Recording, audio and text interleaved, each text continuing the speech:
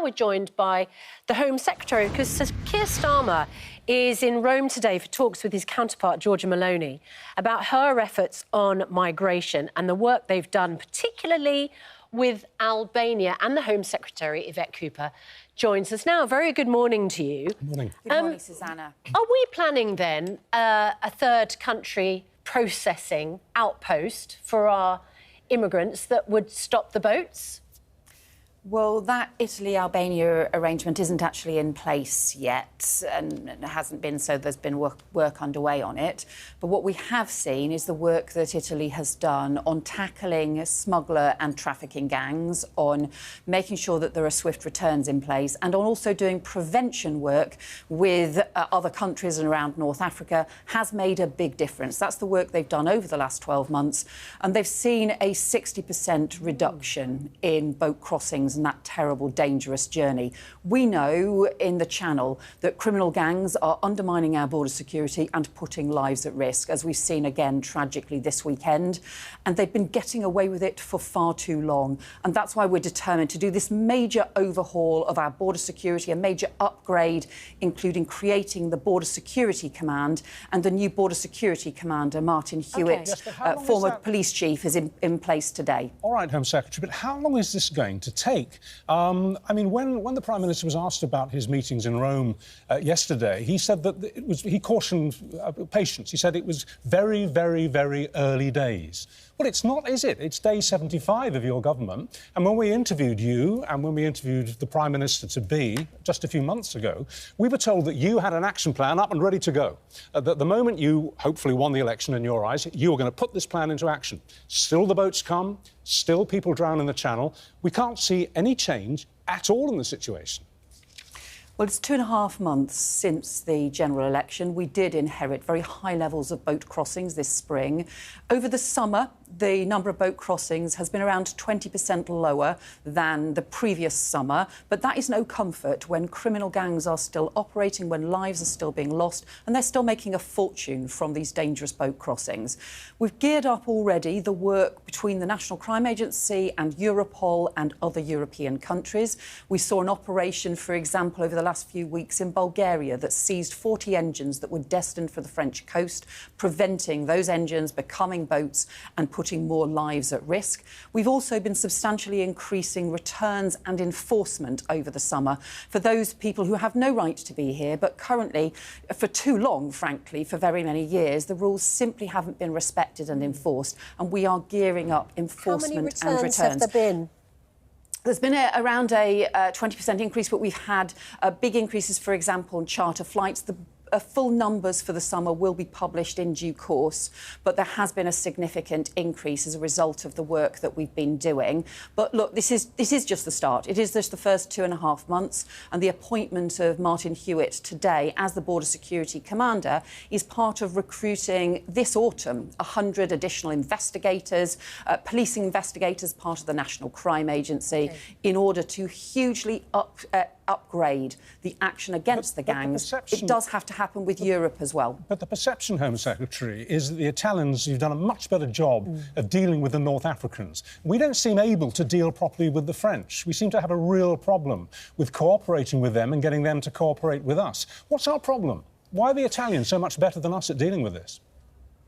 So you're right, there has been some historic problems here. I think there were been times where we ended up with, under the last Conservative government, effectively a Twitter spat going on between the Home Secretary here and the Interior Minister in France. That is not a good way to have a proper working relationship. So that's why I have been in frequent contact with the French Interior Minister, why I've also spoken with other Interior Ministers across Europe, and will be meeting more of them again in a couple of weeks' time. We have to build those cooperation relationships, and also with the law enforcement as well. We need our police forces working together too. Can I just go back to the original question, which is that the Prime Minister is the one who says he's interested in Italy's deal with Albania.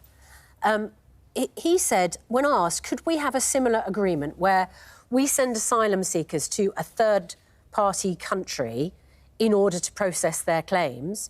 So Keir Starmer said, let's see, it's in early days, I'm interested in how that works. I think everybody is. The Conservatives had a plan. which was to do exactly that with Rwanda. And it's something you cancelled on the first day you got into office. How come you're now reviving it as an idea when we'd already invested millions in something similar? Well, we're interested in the work that Italy and Albania are doing, but that is at an early stage, and what we're more interested in is the work around organised immigration crime, the smuggling, the trafficking gangs, because that's delivering results straight away. Are you interested in having a third-party country where we send asylum seekers? Because you weren't interested in using Rwanda, and now you are interested in Italy using a different country to process claims. You either are interested in this idea or you're not. So there's a very big difference between the previous government's Rwanda scheme and the work that Italy and Albania are doing together. The Rwanda scheme that the Conservatives operated ran for 2.5 years. They spent £700 million on sending 4 volunteers to Kigali, just 4 volunteers. It was a shocking waste of money. It raised all kinds of issues around international law. But now you seem to be looking at a third-party country processing system. So what we're doing is putting that money that was being wasted on the Rwanda scheme into returns, enforcement, into gearing up our border security instead. Susanna's asking you, is the Albania idea, in all but name, Rwanda, Mark II? No, it's not. It's very, very different. So the arrangement that they have in place, and look, it's not working yet, so we don't know how it will play out, but it is a very, very different approach. First of all, it is it's Italian processing taking place in Albania. It has UNHCR oversight, so it is being monitored to make sure that it meets international standards. It's being done in cooperation between those two countries. And what they're actually doing is looking at those people who arrive in Italy who have come from predominantly safe countries, and they're using it as a way to try and fast-track decisions and returns. Now, we think there is another way we can fast-track decisions and returns for people who arrive from predominantly safe countries. We should be fast-tracking those cases. We should be making sure you don't have people spending years in the asylum system, which ends up being hugely costly, hugely chaotic. That's the system we've inherited. So we do want to introduce that new fast-track approach in the UK. We've only less than a minute left, so I want to invite you to be a bit of a hostage to fortune. Can you say with absolute confidence that if you were to come on this programme 12 months to the day from now, things will be substantially changed, things will be substantially better with our problem with the small boats? Richard, that is what we are working towards. That is what we're rolling up our sleeves to try and do. I think the previous government worked in headlines. We've got to do the hard work. And that means it is hard graft. We recognise that. But no one should be making these dangerous boat crossings. They are putting lives at risk. They're undermining our border security. We have to take the action. A guarantee. Well, we've got to do the hard work. And I think you had a lot of headlines from the last Conservative government about what was going to happen by next Thursday and so on. And none of it worked. None of it materialised. That's why we are step by step taking a steady and serious approach to go after the criminal gangs who are getting away with it, because it's an immoral trade in people that they are pursuing. Yvette Cooper, thanks very much indeed. Thank you. Significantly, not ruling out a third-party processing country. And there was... I still say they could have done that with Rwanda on day one. Hang on, Kevin, can I just speak? No, I am going to speak, actually. They could have done Rwanda. They could have tried it, because we spent all that money, $7 million. They had a duty to try it, and they wouldn't. And now they're going to try another country, Albania. What a joke. It's not... What a farce. Look, there's enough misinformation and ignorance. Let's not add to it. Rwanda, you had a one-way ticket and you were dumped. You stayed there. Yeah. That was it. Albania, which I would oppose processing in other countries, but if you're rescued at sea, you're sent to Albania, you're processed. If you're found to have a right to be in Italy, you then move into Italy. A very different scheme. I think we should rule it out.